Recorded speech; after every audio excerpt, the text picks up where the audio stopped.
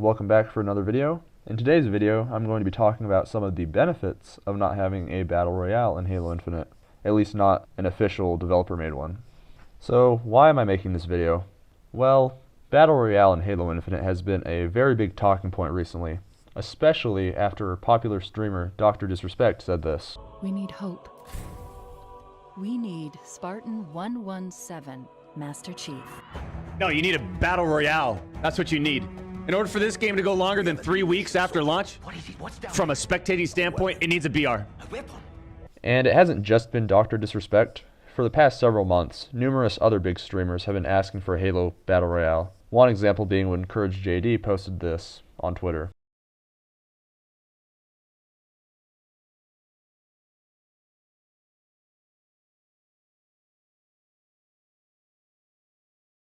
Now, is there any truth to their claims? Well, if we look at the top 10 viewed games on Twitch during the last week, most of them aren't even Battle Royale games.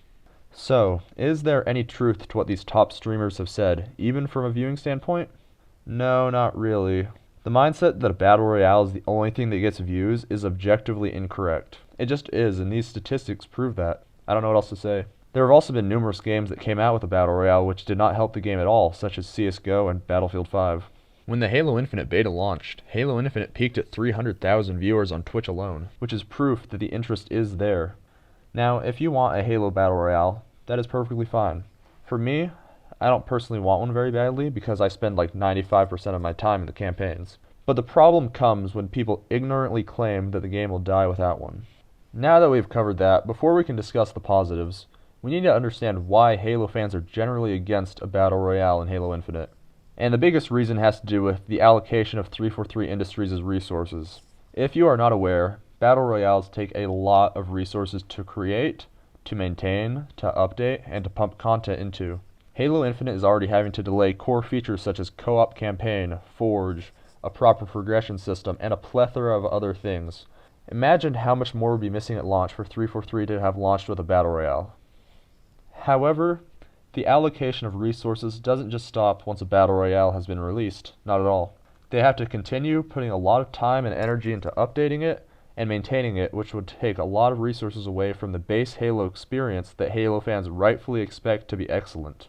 Call of Duty Warzone and Fortnite are both excellent examples of this. So many resources are pumped into Warzone and Fortnite Battle Royale that the regular multiplayer for Call of Duty, its Zombies mode, and the Save the World mode for Fortnite are ignored a lot by their respective developers because of how much attention they are giving to their Battle Royale modes.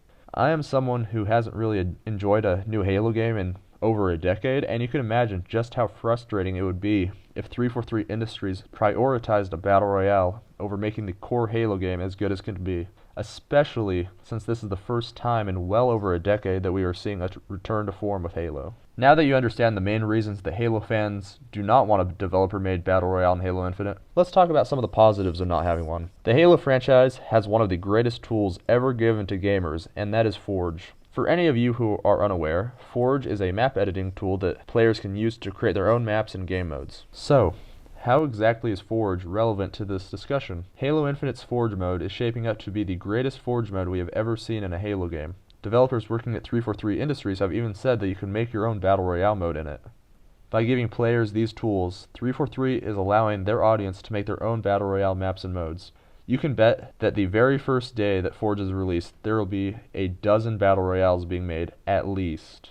I have heard a few comments about not being able to get enough players for a Halo Infinite Battle Royale if it isn't an official developer-made one, and all I have to say to that is, have you never heard of the Custom Games browser?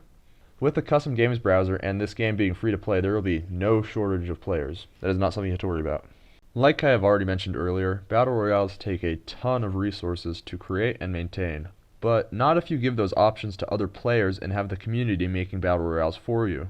This is genius because people will still be able to have Halo Infinite Battle Royale, but 343's development resources are not needed for creating and maintaining one. They can continue using those resources on the core experience. In fact, this is better than what a developer would be able to do themselves. I genuinely suspect that at least a dozen Battle Royales will start being made the day that Forge is released for Halo Infinite.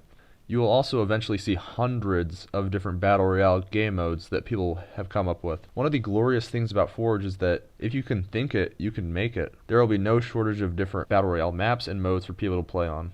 One of the biggest complaints people have with most current Battle Royale maps is that they are so repetitive to play on over and over and over again, which is one of the reasons that the maps change every so often, right?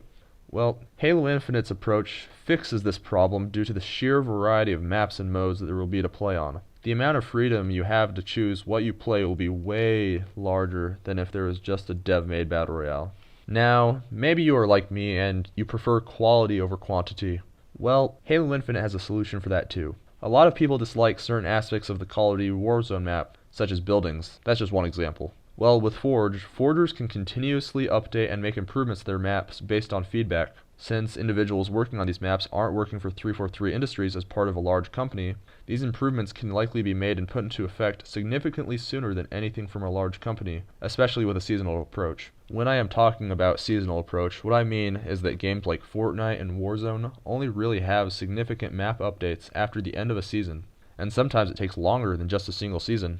With Forge, we will be able to see faster updates to maps. If by some very small chance none of the forged Battle Royale maps and modes are to your liking, you have the freedom to make whatever map and mode you want with Forge that is to your own personal liking. You can also download other people's maps and make whatever updates you want to them and then re-release that onto the custom games browser. That is the beauty of Forge. Having Forge be the source of Battle Royale modes in Halo Infinite also allows for a ton of community interaction on forums and chatting apps such as Discord. A ton of community content will undoubtedly be made as well, where people are showing off their new Battle Royale mode that they just created or showing off their favorite Battle Royale map and mode that someone else made. There will be so much YouTube content created for Forge-made Battle Royales that will bring way more people to play this game.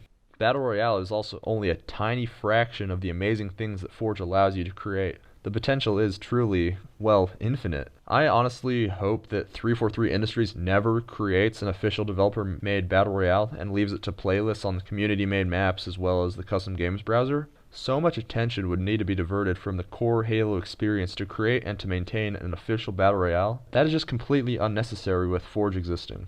Anyways, that is going to do it for me today. I hope you enjoyed today's video. Please comment below if you agree or if you disagree with me, and I will see you all in the next video.